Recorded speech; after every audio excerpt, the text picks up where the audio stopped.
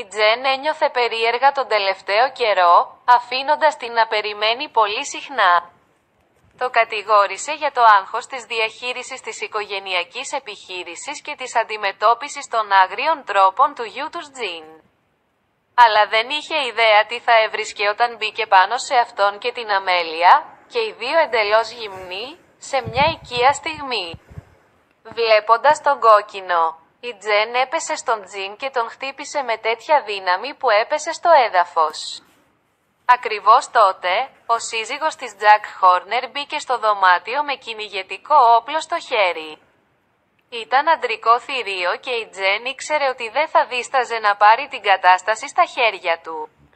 Μετά βίας μπορούσε να ξεχωρίσει τα απειλητικά του λόγια καθώς έφτανε στην πόρτα. «Κανείς δεν αγγίζει τον γιο μου εκτός από εμένα». Και με αυτό σήκωσε το κυνηγετικό όπλο και πυροβόλησε. Ξαφνικά, από το μπάνιο εκεί κοντά, μια φιγούρα εμφανίστηκε. Ήταν ο Μιχάλης Χατζηγιάννης. Ένας άνθρωπος με τον οποίο η Τζεν είχε έρθει κρυφά κοντά. Ήταν και γυμνός. Ο Μιχάλης έπεσε στον Τζακ και τσάκωσε το όπλο. Με αποφασιστική ακρίβεια, στόχευσε το κυνηγετικό όπλο και πυροβόλησε, σκοτώνοντας αμέσως τον Τζακ. Η Τζεν έπαθε σοκ, βλέποντας τι είχε προκαλέσει.